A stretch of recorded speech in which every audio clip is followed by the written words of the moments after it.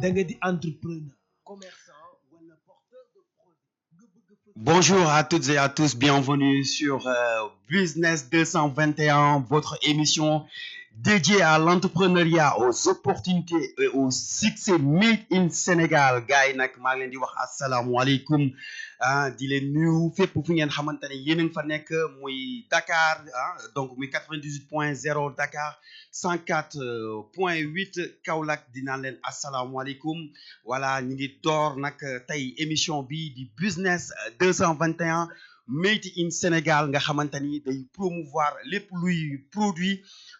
di en plus aussi di joxe visibilité par rapport aux entrepreneurs képp nga xamante ni commerçant nga wala ngay jaayantu wala nga bëgg sa business am visibilité du fenn fii lay xewee sur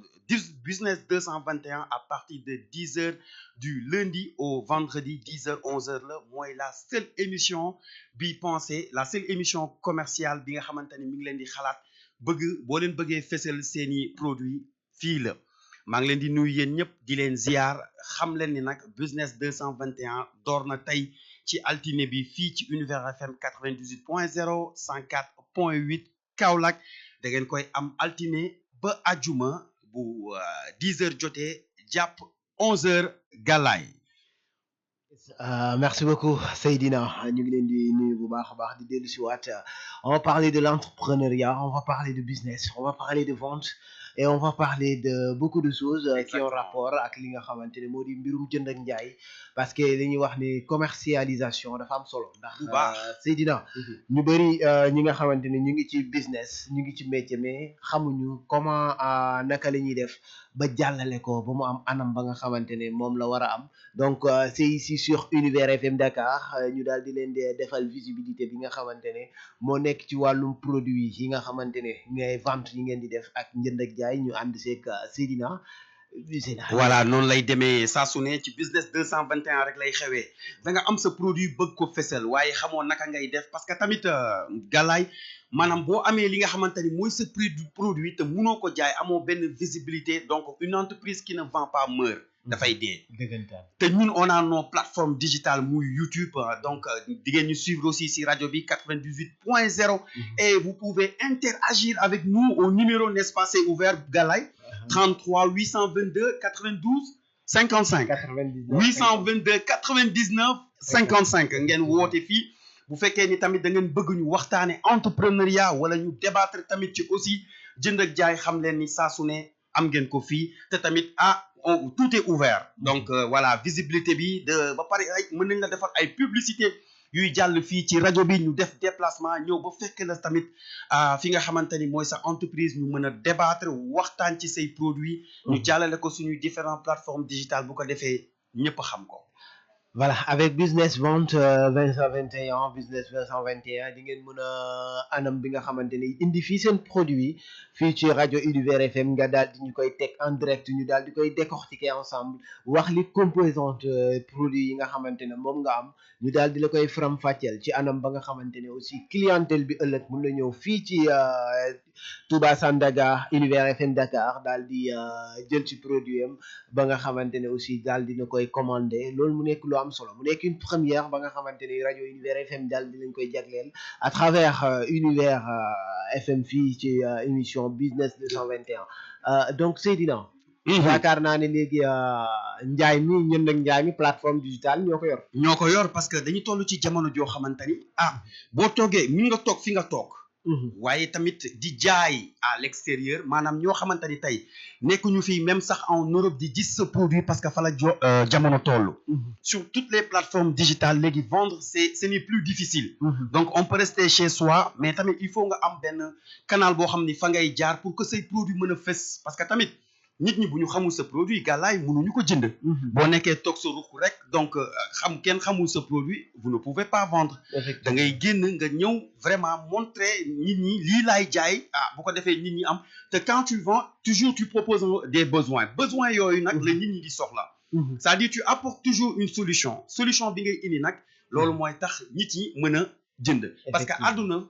chaque jour dama koy wax saa su ne jënd ak jaay moo am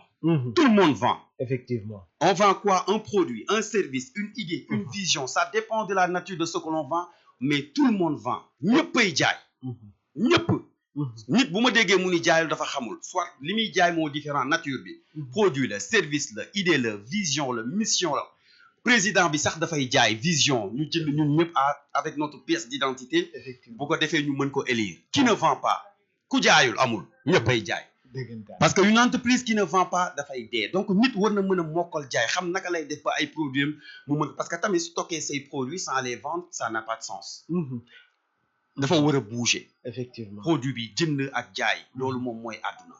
donc nag ñun tey dañ fi ñëw teewal ñi nga xamante ni vraiment am nañu seeni produits waaye ils savent pas comment vraiment le vendre ñu essayer wan leen le chemin à travers notre plateforme même les inviter à venir ici et décortiquer leurs produits en direct nit ñi bu ko defee ñu mën ko xam et surtout aussi débattre sur Made in Sénégal bi moo ci ëpp moo ma ci gën a neex parce que tey y a des gens vraiment qui se débrouillent à côté ñu ngi yor seen petit business bëgg mu développer donc c'est le moment ou jamais dans business 221 Galaye wax nga lu am solo parce que tamit jënd ak jaay dafa nekk la nga xam ne dafa laaj visibilité exactement parce que tey am na ñi nga xamante ne ñu ngi seen biir kër yi yore seen bitigu kër seen bitigu mbagg comme ni ñu koy defee à travers soit seen type de statut lañ koy def ngir mun a commercialiser di ko jaay fekk am na benn visibilité bi nga xamante ne war na gën a mën a yaatu war na mën a gën a yegg fi mu war a yegg xam nga tey choix dafa am ci lépp li ngay def ban choix de communication laay def pour mun a wone sama njënd sama li may jaay naka laa koy wone ba ñëpp gis ko ba ñëpp xam ko di nga wone ab mbir ñëpp di ko gis fekk ne qualité yuñ ci soxla mënoo koo wax dëgg la communication aussi dafa bokk ci li nga xamante ne aussi pour mieux faire comprendre la personne li muy jënd lan la effet bi lan la suivi bi lan la mais à travers fii nga xamante ne mooy Univers FM tey produit yi boo fi jënd di nga ko comprendre ëllëg marchandise boo fi indi clientèle bi dina ko xam dina ko comprendre aussi dina ko mën a jëriñoo retour ak suivi yu ci am dinañ ko mën a topp comme anam bi mu waree mu nekk la nga xamante ne c'est une occasion bi nga xam ne jagleel nañ leen ko pour ngeen mën a tey def seen njënd ak seen njaay parce que du ñëpp am bitik exactement du ñëpp am place am na ñi nga xamante ne stock la ñuy dem commande ñëw teg ko seen biir kër yi di def bouche à oreille mais toll nañ fa nga xamante ne fii mooy Univers FM bouche à oreille fii la lépp di xewee ci business 221 da nga am njaay comme la ni ma koy waxee ndeysaan amuñu boutique amuñu place et bëgg nañ jaay seen mbir donc dañuy ñëw fii ñu décortiquer ko waxtaanee ko ak ñi nga xamante ni ñooy suñuy auditeurs ak ñi nga xamante ni ñi ñuy suivre sur les plateformes digitales bu ko defee ñu xam la ngay jaay parce que on peut pas vendre sans communiquer communication bi dafa am solo loolu mooy tax say produits di mën a bouger nit ñi di ko mën a jënd mais quand tu es boo bëggee di am marchandise teg ko sans nga jaay ko donc kenn xamu ko donc kenn du jënd loo xamul kenn du jënd loo xamul donc il faut nga ñëw nga wane li nga xamante ni moom mooy sa produit bu ko defee ñu mën la ko jaayal man loolu laay wax fii sax dañ lay jaayal sa produit parce que même bu fekkee ni munoo yow yaa ngi ñuy suivre yaa ngi ñuy déglu yaa ngi ñuy déglu si 98.0 104.8 xamal ni que émission business 221 boo amee ay blocage par rapport à tes produits sa stock mu kale munoo décanter ko pour mu mën a nit ñi mën ko jënd boo ko indee fii dinañ leen fexe ba nga xamante ni say produit ce sera connu sur le marché ba pare di nga ko jaay parce que jaay dafa am solo. dafa am solo dinañ ko jaay bu baax a baax a baax mais on va parler de ciblage parce que dafa am solo. exact parce que tey ñu bëri dañuy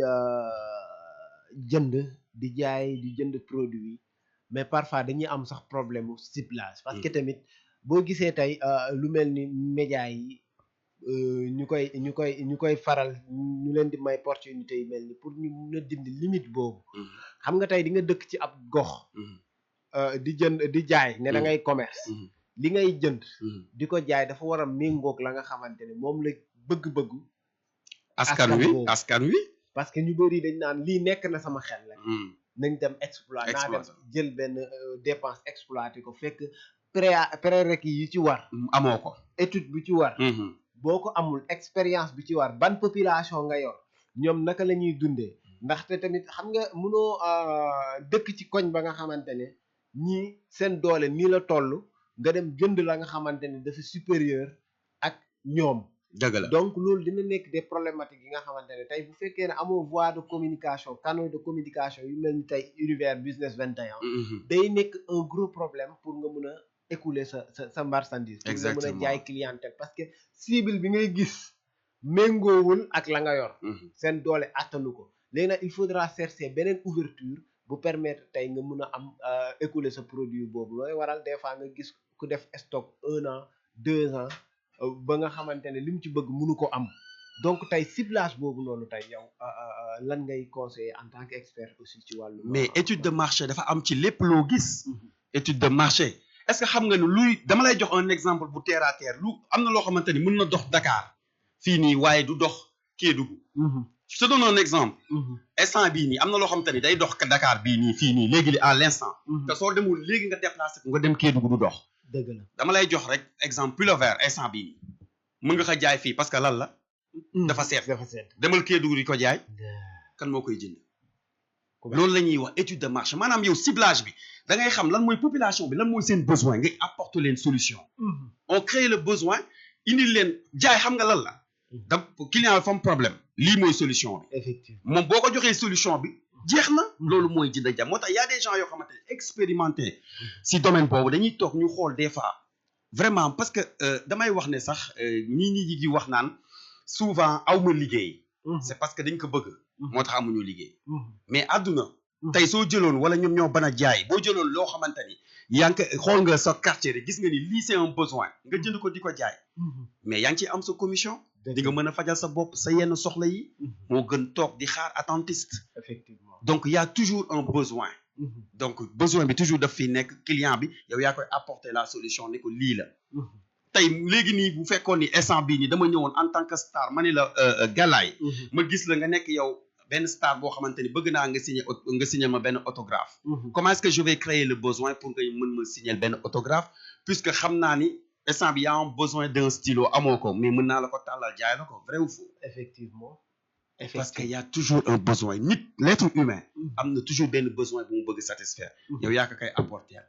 nga jaay ko. voilà wax nga lu am solo donc en matière de marketing on va parler de manque la nga xamante ne moo di manquement. exactement quand il y a manque rek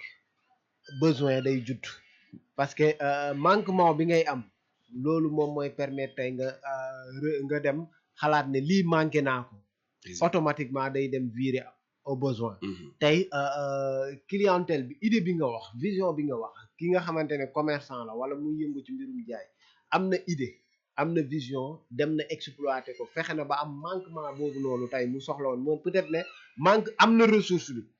jënd na ko teg na ko waaye tey manque besoin bu muy am mooy besoin de clientèle. exactement besoin de clientèle. waaw vas-y loo bëggoo xam. sa besoin de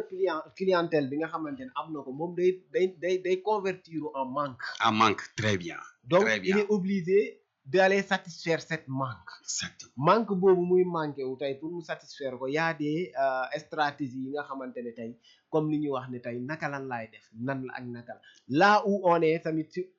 fi nga mënta nekk bërëb boo mënta nekk rek ci li nga mënta yëngu rek soxla nga ci ndimbal parce que ndimbal boobu noonu tey mooy lan naka lan laay def ba tey investissement bii ma def ba ma xam ba ma gis ci sama bopp. très bien. gis boobu nga ciy gis sa bopp le fait nga xalaat ne war nga ci gis sa bopp rek kon am na loo manqué. am na loo manqué très bien léegi manquement boobu kat da nga koy dem seeti. effectivement nooy def ba seeti ko. mais tey on a comme exemple tey su fekkee ni xam nga toujours on a besoin de se déplacer man dama koy wax souvent sax on ne vend pas le produit on vend sa propre personne. effectivement. nit war nga mën a communiquer. war nga mën a jàng jaay. parce que tey besoin bi daf fiy nekk tey on ne vend pas la maanaam oto jaayuñu ko. xam nga lan la ñuy jaay. le besoin de se déplacer. quitter un point A pour rejoindre un point B. jaayuñu frigo.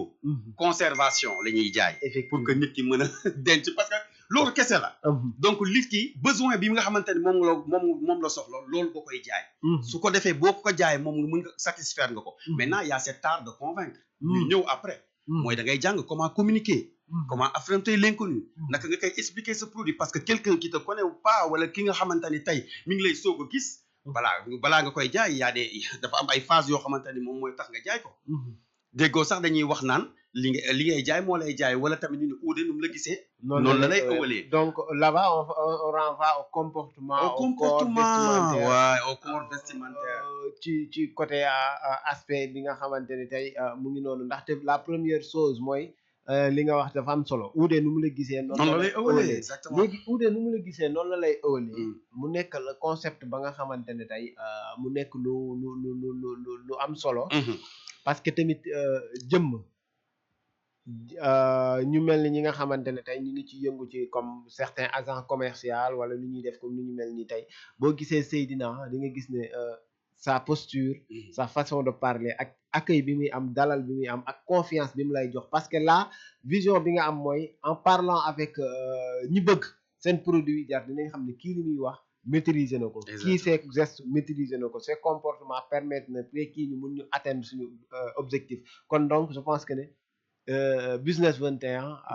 a besoin de vous, vous avez besoin de Business 21. mais bien sûr parce que tey dañuy ñëw fii ñu partager le Mhm. peu d'expérience bi nga xamante ni moom la ñu am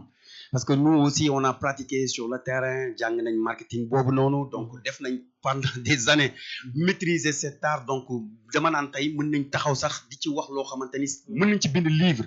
parce que quoi qu'on puisse dire on a vraiment fait parcours par rapport ak jaay mais dafa nekk loo xamante ni il faut nga am benn maîtrise foog nga jàng ko parce que on peut pas vendre comme ça ndax tey jii dama lay wax bu fekkee ni dama ñëw pour jaay la je suis mal fagoté maanaam je suis pas bien habillé donc balaa ngay dégg li may wax li ngay njëkk a xool mooy comment est-ce que je suis habillé je dois m'habiller très professionnellement bu ko defee balaa ngay déglu parce que dañ ne nit ki balaa ngay déglu li nga xamante ni moom lay wax li ngay njëkk gis li lay frappé mooy identité am Effectivement. dafa mel ni nga tàll sa pièce d'identité donc si tu es mal fagoté waa nga nekk quelqu'un boo xamante ni da nga jaxasoo mais rejet bi day ñëw automatiquement donc tu dois être très professionnel you are doing business Yeah. da ngay def business Business. donc booy def business tey bu fekkee ni da ngay dem pour rencontrer un directeur de société pour mu mën ko jaay sa produit wala da nga war a dem gis ak koo xamante ni autorité la kilifa la donc tu ne dois pas t'habiller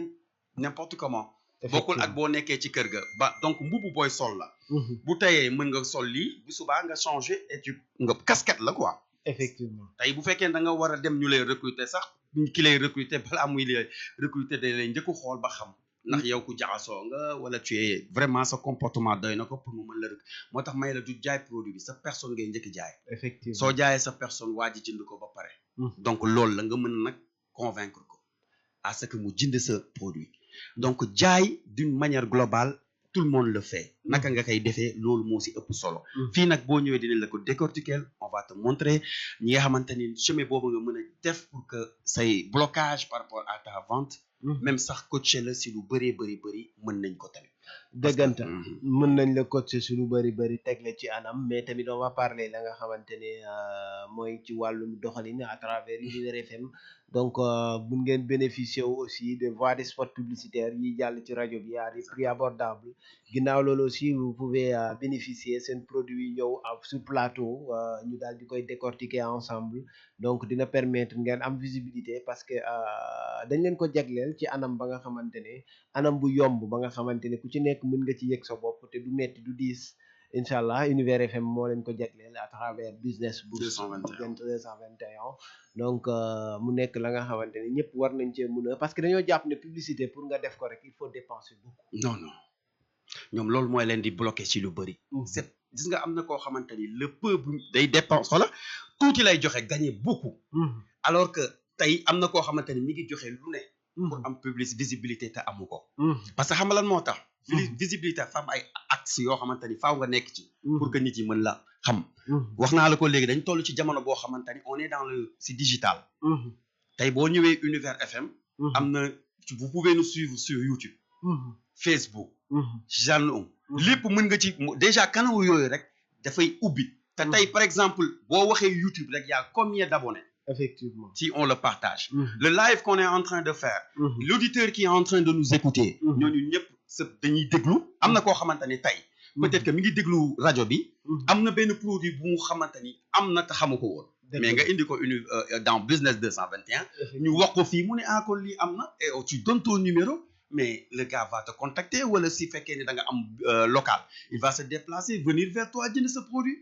mu ngi noonu bëri na yoo xamante ni tey ñoo xamante ni ils ont des produits vraiment très sophistiqués te am na si ñoo xamante ni incha allah ils vont venir déjà ils m'ont contacté ils attendaient uniquement pour que ñu démarrer business 221 mais ñooñu moom taxaw nañ ils vont venir ici je pense que sax déjà ils nous écoutent donc ñoom dinañ ñëw xam leen ni affaire bi door na dégg bés ni ki tey venez on travaille ensemble. voilà kon c'est une vitrine vraiment très très importante. kon su ma la déggee tey di ngeen non seulement waxuma seen produit yi mën na ñëw mais ñoom personnellement mën nañu ñëw sur plateau daal di évidemment décortiquer seen parce que ñoom seen produit ñoom ñoo koy gën a maîtriser. effectivement donc bu ñu ñëwee fii nii donc ñu teg produit bi là on parle des produits ñu interagir ak clients yi nga xamante ni en live direct ils peuvent appeler et commander ah am na si koo xamante ni incha allah elle va dina ñëw teg produit fii incha allah ñu commencé ko décortiquer gars yi appeler en direct te kooku li muy jaay c'est hyper important pour le moment parce que gars yi ko soxla donc ñëpp ko soxla donc loolu bu boobaa di nga mën a interagir ak moom jënd et ce sera facile donc ñun on est juste dañuy nekk ci digg bi entre kiy jaay ak ki nga xamante ni mi ngi jënd.